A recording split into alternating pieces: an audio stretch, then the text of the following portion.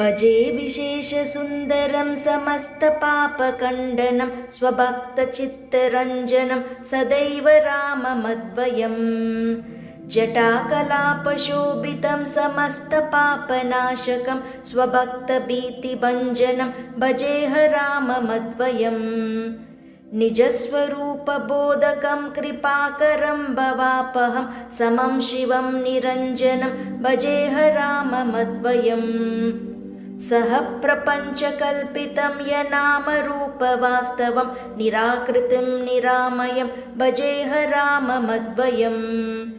निशप्रपञ्चनिर्विकल्पनिर्मलं निरामयं चिदेकरूपसन्ततं भजेह राममद्वयम् भवाब्धिपोतरूपकं यशेषदेहकल्पितं गुणाकरं कृपाकरं भजेह राममद्वयम् महाव्याकबोधकैर्विराजमानवाक्पदै परं ब्रह्मव्यापकं भजेह राममद्वयम् शिवप्रदं सुखप्रदं भवच्चिदं भ्रमापहं विराजमानदेशिकं भजेह राममद्वयम् रामाष्टकं पतति सुकरं सुपुण्यं व्यासेन भाषितमिदं शृणुते मनुष्यः